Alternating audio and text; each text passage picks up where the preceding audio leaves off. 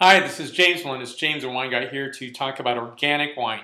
Now, I did that as an homage to Bob Dylan, and I think it's a really effective way of talking about this very complex subject of organic wine.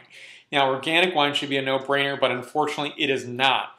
Now, there are several factors for that, and that's because, at least in the U.S., there are two governing bodies for organic consumable products, product categories. One being the USDA for Food, the National Organic Program, and the other is the U.S. Department of the Treasury, which has a group called the ATF, the Alcohol, Tobacco, and Firearms, which governs what a label says and other things about wine, beer, and spirits.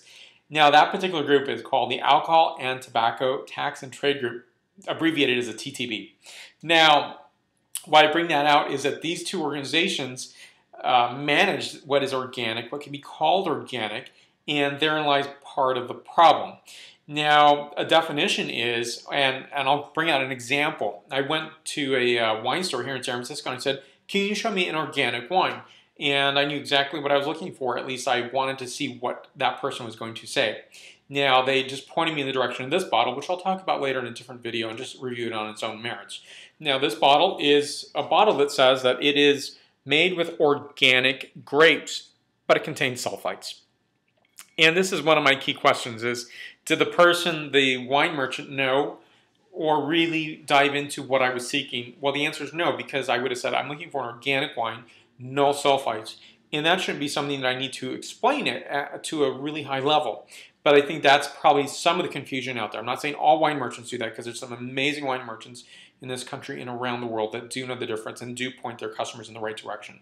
But if someone has no direction, there's no wine steward or wine shop person to really guide them, and it's a self-service, what are you going to do? So you may see these call-outs. And it's definitely not to really point this out. This is one amongst many examples of wines that say organic grapes. Now, containing sulfites, is that organic? Well, in the clearest definition, it is not. At least the U.S. government TTB says that it cannot be called an organic wine. You can say it's made with organic grapes, which is absolutely accurate. Now, the defining line is, were there additional sulfites added? There's always naturally occurring sulfites. So anything above 10 million parts per million cannot be called an organic wine. That is something that's additional. Or if it's naturally occurring and above that, it cannot be called organic. So that is something that's really interesting, because now coming to stage left and right, you have the Department of Agriculture, which has their USDA stamp of certifying organic, and that can be used on an organic bottle of wine or not. It's not a requirement of the TTB. Now, but what is required on the TTB's part is that for it to be called an organic wine, it must contain 95% organic wine grapes with no sulfites added. Now, okay, that's organic. That's organic wine. Now, there's another category called 100% organic. 100% organic will call out 100% organic wine.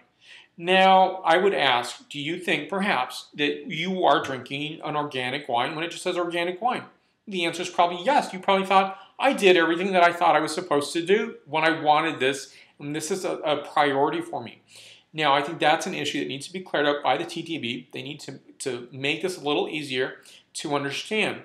Now, for me, I don't always register to getting an organic wine. I'm not saying that there's a defining line or there's less quality. There's nothing to do with that.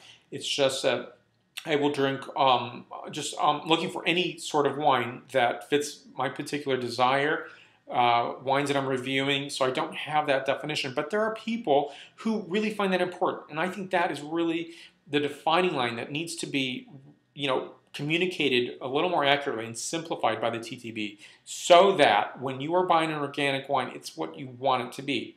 And for me, the sulfites are not such a huge issue. Now, I do buy organic foods. Now, on the wine side, I do think it is important for me to have sulfites, because I want the wine to last a little longer.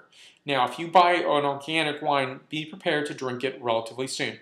You can't cellar it the same way you can with a conventional wine. So you got to think differently about that. I think wine is all about buying the wines that you desire, the wines that you want to have and enjoy. It could be kosher, it could be vegan wines, whatever it is. But I think it's really important that you find the wine definition, the wine style, and all the requirements that go into the wine that is right for you. So that's what I'm really aiming for. It's to say the TTB really needs to come down and make a clearer understanding of what organic wines are and have a simplified label process and a stamp that is certifying that it's organic. And I think that is really going to simplify things for the wine buying public. And also the clarification between the sulfites, what with organically grown grapes versus organic wines.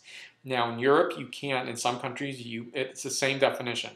If it has sulfites, it's not an organic wine, but that's not always the case across the board, and across all countries around the world don't have the same definition.